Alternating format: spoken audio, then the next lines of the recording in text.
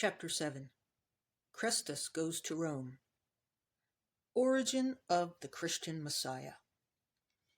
In an exhaustive examination of all available existing 1st and 2nd century Roman documents are found buried away two separate historical references to Chrestus.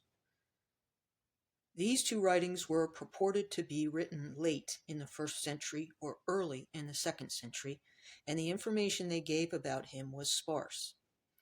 The earliest was by Publius Cornelius Tacitus, a classical Roman historian who wrote 3 works during his lifetime.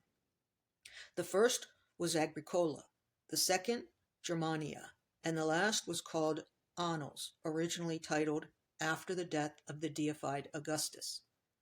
In Annals, 1544, Tacitus mentioned a man called Chrestus, who suffered death by crucifixion at the hands of Pontius Pilate during the reign of Tiberius.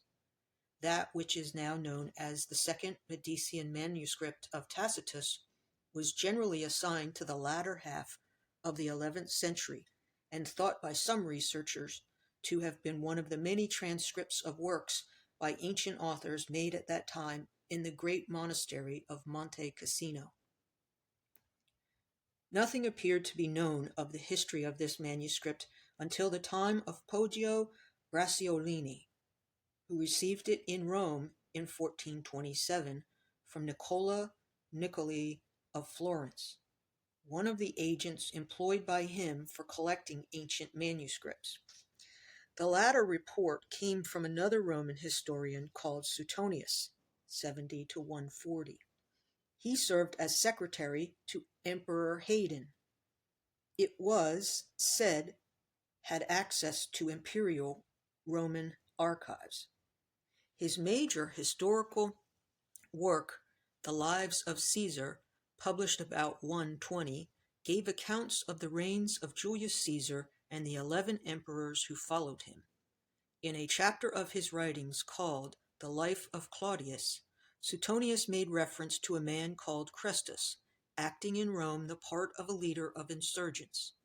Claudius was the emperor of Rome during the years 41 to 54 A.D. The document attributed to Suetonius said Emperor Claudius expelled all Jews from Rome because of disturbances instigated there by Chrestus. This expulsion was confirmed in the New Testament, Acts 18, 2-3. In an undatable narrative that described Aquila, a Jew, and his wife Priscilla being driven out of Rome by an edict of Claudius, forcing them to travel to Corinth to start a building business. The Roman historians' statements provided conflicting information because Tacitus cited Tiberius as the emperor at the time, and Suetonius recorded that it was Claudius, thus providing a discrepancy of some 8 years. The expulsion by Claudius may have been caused by Judas Chrestus' sons, Jacob and Simon, whose combined messianic uprising was violently suppressed in 46 by Claudius's appointee, Foedus, and they were subsequently crucified. Both historians were writing long after the events that they described, and many similar conflictions are found in their records. Suetonius, for example, said Tiberius was of fair complexion and wore his hair rather long at the back. Tacitus, on the other hand, said that the emperor had a head without a trace of hair. They sometimes disagree with one another so markedly that only one of them can be right, and both may be wrong. Tacitus was writing around 50 years after the events he was recording, and Suetonius some 40 years after Tacitus. As Tacitus was living closest to the time of the event, and he is always careful to ascertain and record the truth, his report was adopted for this work. He placed Judas Chrestus in Rome under the reign of Emperor Tiberius. Tacitus described Rome at the time as a place where every horrible and shameful iniquity from every quarter of the world pours in and finds a welcome. This may have been the reason why Emperor Tacitus stated that he hated the place and spent much of his time a little farther south on the island of Capri. There, in his pleasure palace, he trained little boys, whom he called his minnows, to lick and nibble his genitals while they all swam together in his pool. On occasion, he even had unweaned babies suck his penis. The Roman Imperial Secret Service. Judas Christus possessed a hereditary right to the emperorship of Rome and the throne of Judea, and because of this, he rallied popular support among the Galileans, hoping maybe that he could regain for them the land the Romans had taken. Judas Christus and his rebels started in Galilee and came all the way here to Rome to challenge his father, Emperor Tiberius. They subsequently arrived at a farm called Jessamine, which belonged to a man called Joshua, situated on the outskirts of the city. Some early English-language Bibles, from 1611 to 1687, recorded the name Judas, not Jesus, in this Matthew passage, 26:36, revealing the true nature of the original story and neatly accounting for the amalgamation of the two life stories. The later church deemed Judas was a misprint, and New Testament versions recording Judas's name subsequently became valuable collector's items, today called the Judas Bible. It was at Jessamine that the Galileans readied themselves for battle with the Romans. Unbeknownst to leader Judas Christus, his father, Emperor Tiberius, had died during the long journey, and Caligula had come into power on 16 March 37. A dangerous and unpleasant individual, he became the third emperor of Rome. The records of Roman historians consistently paint him as a capricious and cruel young man, powerful and scheming. Suetonius, for example, said, "So much for Caligula as emperor, we must now tell of his career as a monster." There was now a dynastic problem which demanded immediate and urgent action by Emperor Caligula. Judas Christus was the son of Tiberius and Miriam Herod, and that constituted a serious problem for the Roman emperor, for Christus was the illegitimate but natural successor to the king of Judea and the emperorship of Rome. However, the official Roman policy was now to rid Judea of the royal line and any other government of the sort, and hand administration of the country over to the Roman legate in Syria. Such was the dimensions of the hatred against Herod and his dynasty. It had been a long-standing policy of the Roman legion and armies of occupation to utilize informers and spies.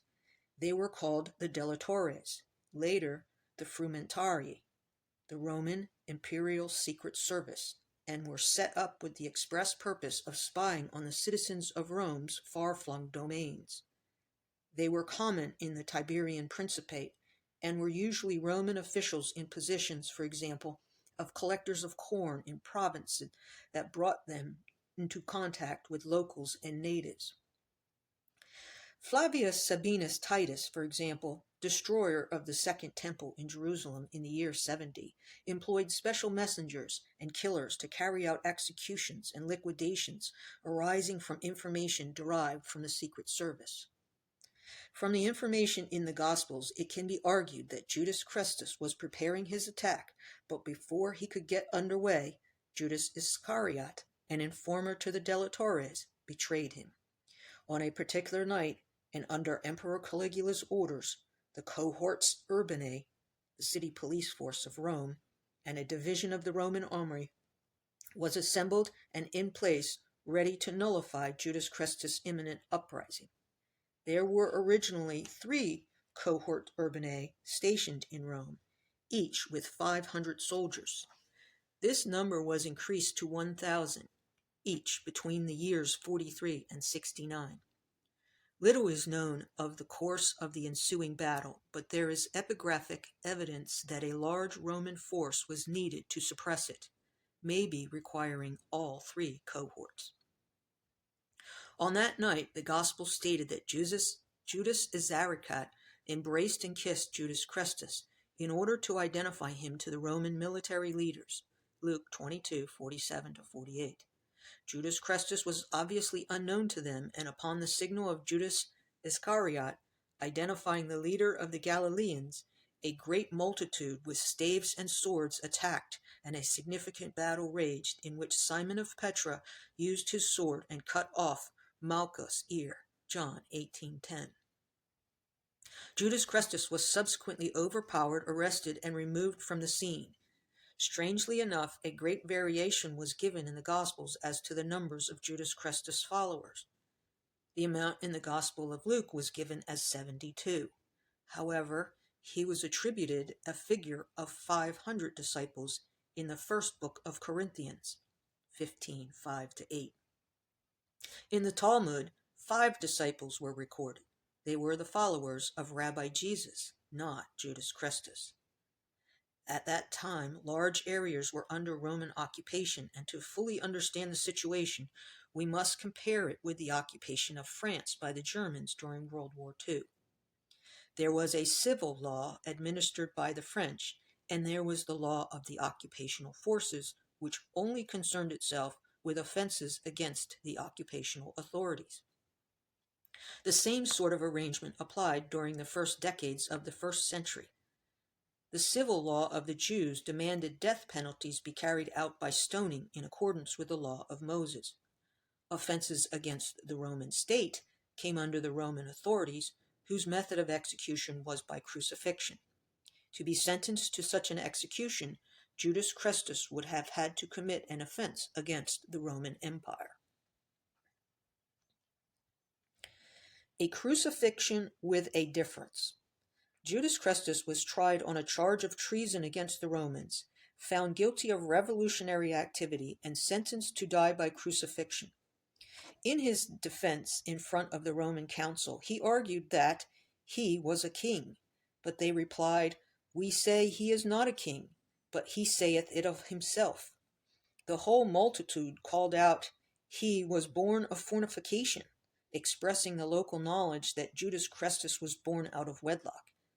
As a Roman citizen of noble heritage, Judas Christus was then appealed to the emperor Caligula, as was his birthright, but to no avail.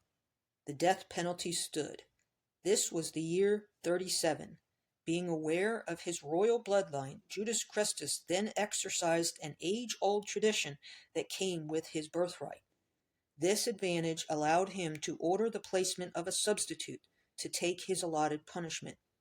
An ancient Babylonian clay tablet determined the actual origin of the tradition of a substitute. The priests ordained a substitute should go to meet his destiny and undergo, on somebody else's behalf, the afflictions in store for that person. An echo of this ancient rite was found in the story of Barabbas, who was offered as a substitute to Judas Christus. Matthew 27:16-17. Barabbas had been put in prison for his part in a rising in the city and for murder. Luke 23:19. It should be mentioned the name of Barabbas in all ancient Bibles was originally written Jacob Barabbas. The word Barabbas, interestingly enough, means in Aramaic, son of the father, or son of a father in some translations. Exactly as the gospel Jesus Christ was made to be the Son of the Father. By exercising this option, Judas Christus not only saved his own life, but also the life of his son Jacob Barabbas. This was nevertheless at a cost.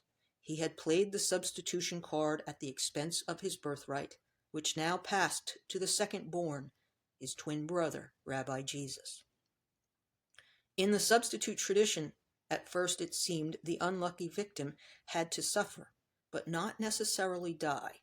Therefore I have decreed that thou should first be scourged according to the law of the emperors, said the emperor himself. Judas Christus was then flogged, John 19:1, and subsequently invested with the honors of a purple toga, Mark 15:17, the distinctive mark of royalty. A crown called the Corona Triumphalis. Among the Romans, the highest distinction awarded for service in war was placed on his head. Tradition recorded that this crown was always made from grass growing at the scene of the battle. With the official Roman formalities now completed, Judas Christus was then led away. The mystery man in the Gospels. The inside man in the story was a notable member of the Sanhedrin, Joseph of Arimathea, a secret disciple, who had met with Judas Christus that night and expressed his concern about the new kingdom of God. Historians consider Joseph a man of little significance, and the tradition of him subsequently settling in Glastonbury, England, will later be shown to be more than an old legend. The Talmud, however, recorded that Joseph of Arimathea was the youngest uncle of Miriam Herod and Herodias, and therefore Judas Christus and Rabbi Jesus' great uncle. Joseph was the youngest son of King Herod. He was at the time of the uprising married to Miriam Herod, with her earlier husband Herod Philip, now deceased, and Joseph was therefore the legal stepfather of her twin sons, Judas Christus and Rabbi Jesus.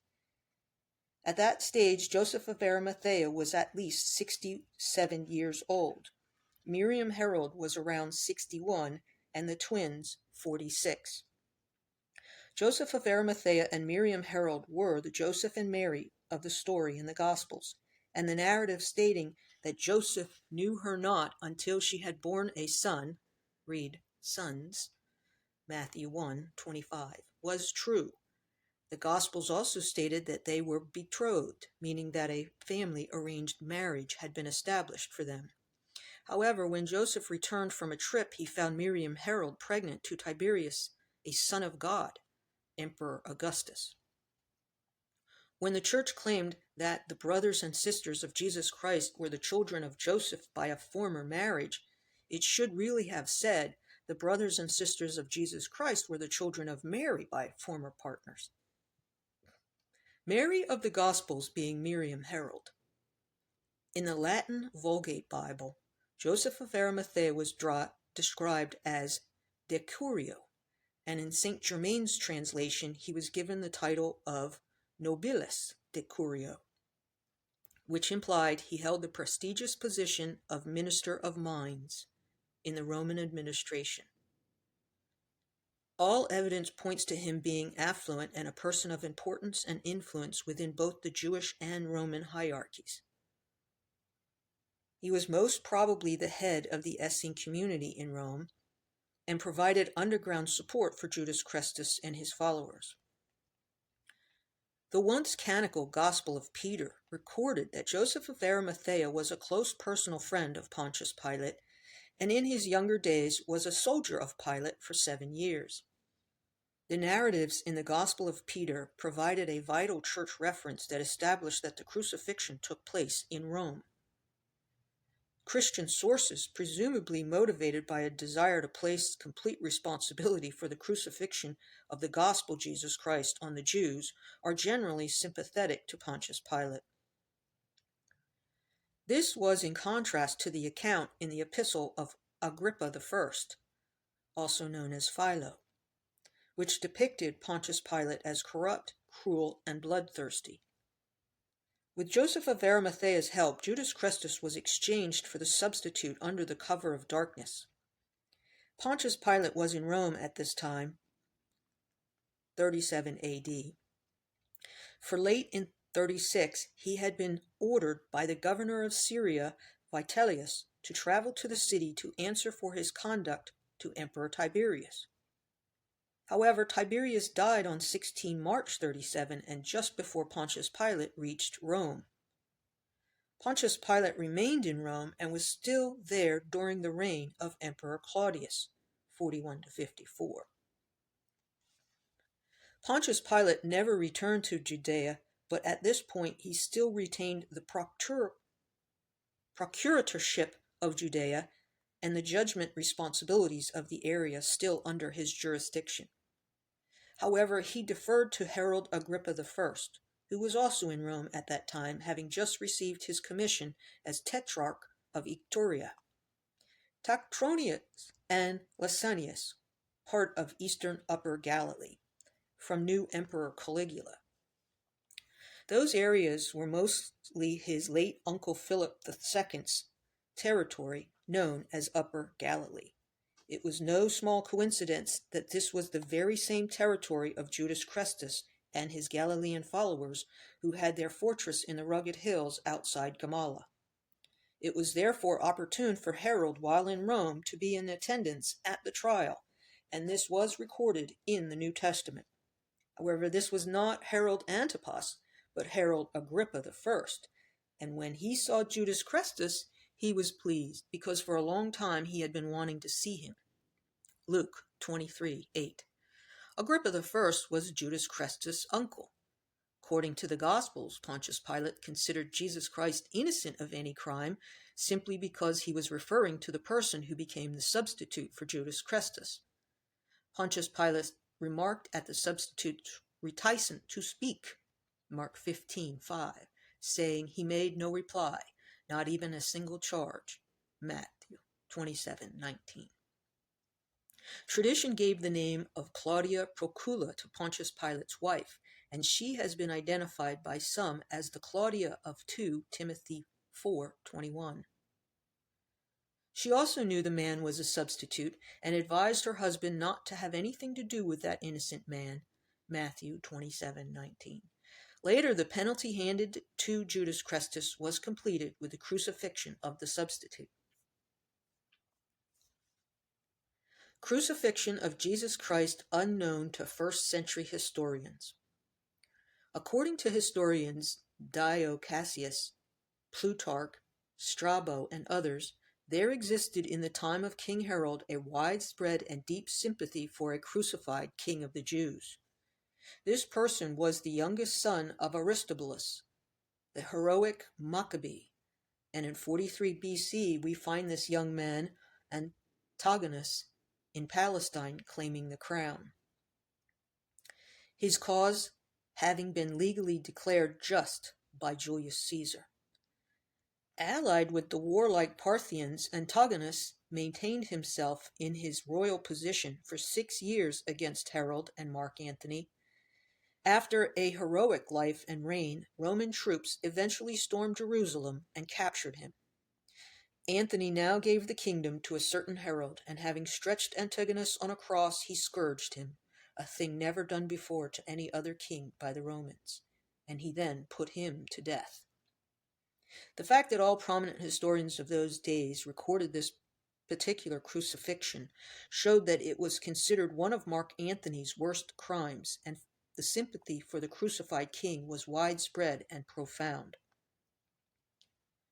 Some writers think that this crucifixion provided the precedent to an overlaid story in the Gospels, but it was probably where the later Gospel writers adopted Jerusalem as the place of the crucifixion of the Gospel Jesus Christ.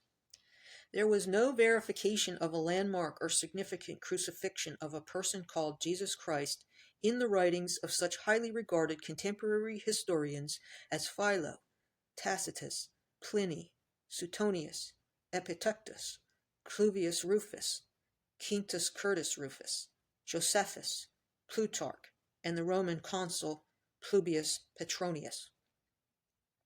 The only conclusion to be drawn is that the historians of the day did not know of any particular or special religious crucifixion worthy of mention. This was a glaring omission from the records of so many noted intellectual writers.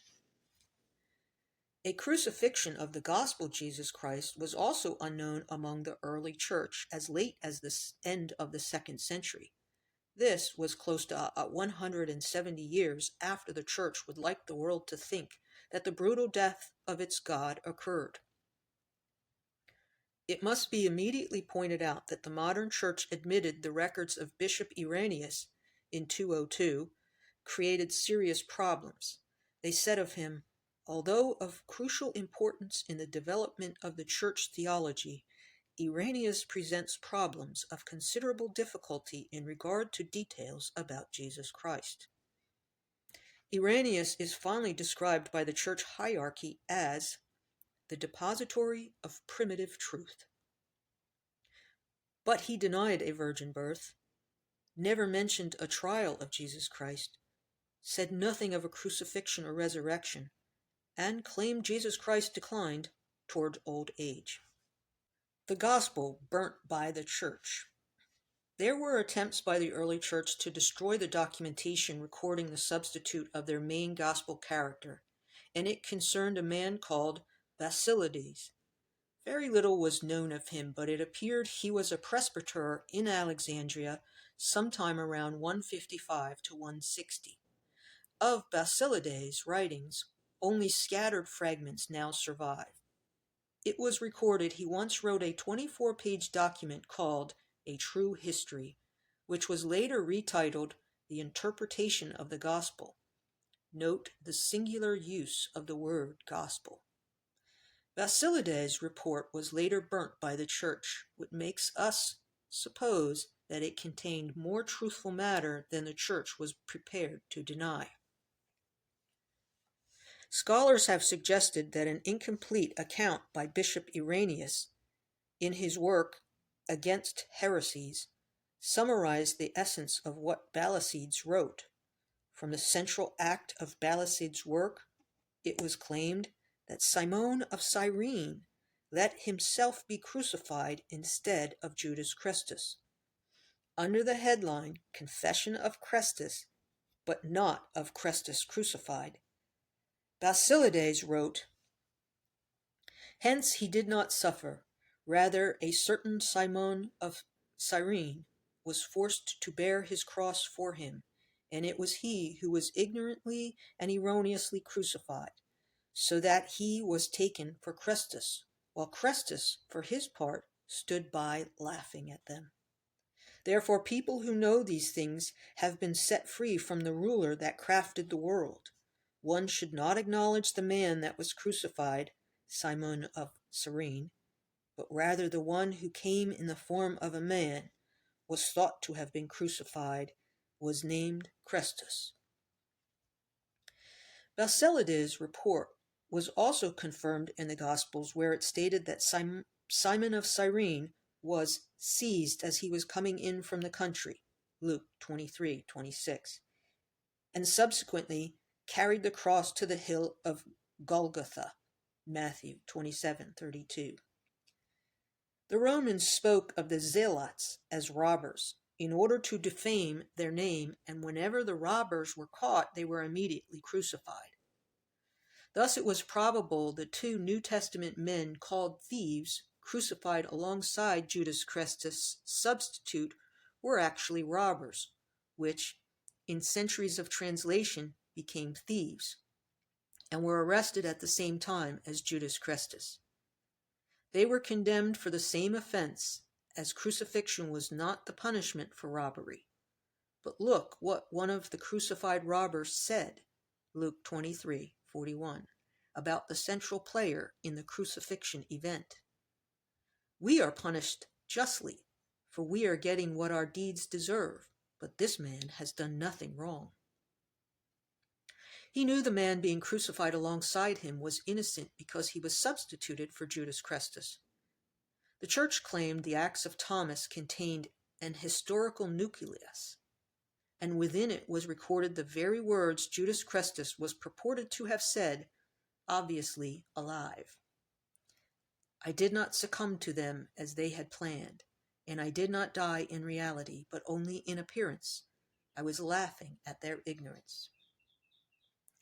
One should also consider the information Muhammad had at his disposal when he wrote the Holy Book of Islam, the Quran, Surah 4, and documented this passage relating to Judas Christus. "And they killed him not, nor did they cause his death on the cross." The redemption of Simon's body. Examination of the Roman law of the period revealed that the authorities allowed no burial rites to those who died by crucifixion, and violation of this law brought severe punishment. As the penalty of crucifixion was reserved for rebels, mutinous slaves, and other enemies of Roman society, those guilty were simply left hanging naked and rotting, a public and prolonged agony that was a deliberate deterrent to others would-be rebels. It was a custom of the times to post armed centurions, Matthew 27:54, to prevent the removal of the bodies of the near dead unless a rich matron came along and redeemed him.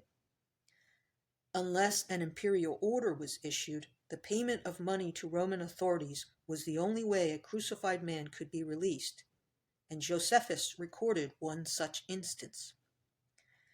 Titus, when he was Roman emperor, 79 to 81, gave instructions to remove 3 crucified prisoners on the Temple Mount courts and instructed that they should receive the best possible treatment. 2 of them, however, later died in the physician's hands. The third survived. They had endured crucifixion for 2.5 days and nights. Historical records show that crucifixion was not only the worst degrading form of capital punishment, it was also the most prolonged and painful. According to the Gospels, Simon of Cyrene experienced crucifixion for just part of one afternoon, a few hours. He subsequently escaped its full horrors after Joseph of Arimathea negotiated a financial settlement with Pontius Pilate for his release from crucifixion. The Act to Pilate recorded the long address of Joseph to Pilate, with every clause beginning with the words, "Give me this stranger." With the monetary formalities completed, Simon of Cyrene was officially redeemed and now able to be freed from punishment. When evening had come, Joseph of Arimathea went to the crucifixion scene and removed Simon to an adjacent tomb. Joseph then disappeared from the New Testament accounts forever, but not from our story. To hide the fact from the Roman authorities, Judas Chrestus and his followers subsequently removed Simon's body from Joseph of Arimathea's private tomb. Additional evidence provided in the Gospel of Peter supported Balisade's record that the body of Simon of Cyrene was removed from the tomb by 2 young men. The Acts and Gospel of Thomas, the Gospel of Peter and Barnabas, and the apocryphal writings provided 11 separate biblical sources recording that Judas Chrestus was living long after the time the Church stated the singular gospel Jesus Christ died. The trip to India. From the moment Judas Chrestus and Rabbi Jesus were born, they encountered the ancient heritage of the firstborn, with an example seen occurring in the Old Testament archetype of Esau and Jacob. Esau sold his birthright for a mess of pottage, and Jacob received his father's blessings in his place. Rabbi Jesus Christ, brother second in command, now received the blessing of the Father and inherited the title of Star, the leader of the Essenes and the rightful king of the Jews, but showed reluctance to assume power. It was recorded in the Gospels that perceiving that they were about to come and take him by force to make him king, Rabbi Jesus again withdrew to the mountains by himself. John 6:15. However, his reticence merely delayed matters, for his legal obligation of royal birthright had to be fulfilled, and the people wanted him made king. Because Judas Chrestus had drawn upon the substitute advantage of his birthright, the fallen Star was no longer a free man, and was sold into bondage by the new Star, his brother and fellow initiate, Rabbi Jesus. In a relic of the original Greek text of the Acts of Thomas, Rabbi Jesus saw a certain merchant who had come from India, whose name was Abanes, and said, "I have a slave that is a good builder, and I desire to sell him." And so saying, he showed him Judas Thomas Chrestus far off, and agreed with him for 3 litrae of silver, unstamped, and wrote a deed of sale, saying, "I, Rabbi Jesus, acknowledge that I have sold my slave Judas by name unto thee, Abanes, a merchant of Gundafor, king of the Indians." They then sailed prosperously till they reached Andropolis, a royal city. The church records acknowledge the sale of Judas Chrestus in the Acts of Thomas. Rabbi Jesus sold Judas Chrestus to an Indian king, Gundafar, to be his slave and to serve Gundafar as a carpenter. Judas Chrestus undertook to build a palace for Gundafar, but spent the money. Church records also confirm the historical existence of a king by that name. Now it is certainly a remarkable fact that about the year 46 AD, a king was reigning over that part of Asia south of the Himalayas. Despite sundry minor variations, the identity of the name with the Gundafar of the Acts of Thomas is unmistakable and is hardly disputed. He began his reign during the year 20 AD and was still reigning in 46 AD. In this phrase, purported to have been written by Judas Christus in India, he expressed remorse. But I could not recall my splendor, for it was while I was still a boy and quite young that I had left it behind in my father's palace. A widespread tradition in both the East and West maintained that Judas Christus died of old age at Melapore in India.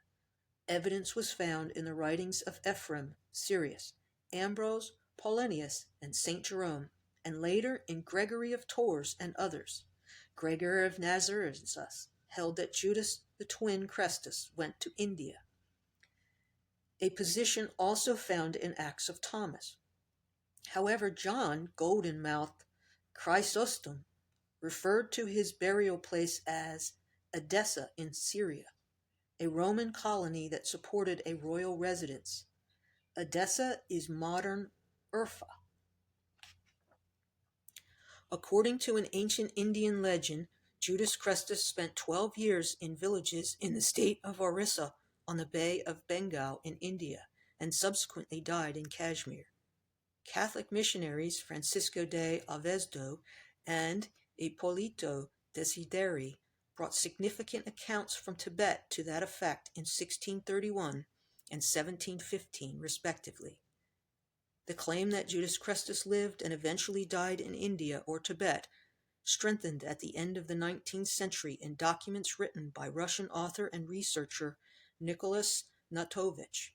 He recorded that his personal friend, a Roman Catholic cardinal, confided in him that the Vatican vaults held 63 complete and near-complete manuscripts written in various Oriental languages, which confirmed that Judas Christus spent many years in India and Tibet, and the tomb in Kanyar Street, Srinagar, Kashmir, was actually that of Judas Christus. The manuscripts said Natovich were brought to Rome by missionaries from India, China, Egypt, and Arabia, and were suppressed. An ornate structure in the Rosabelle area of Srinagar was held in tradition to be the tomb of Judas Christus.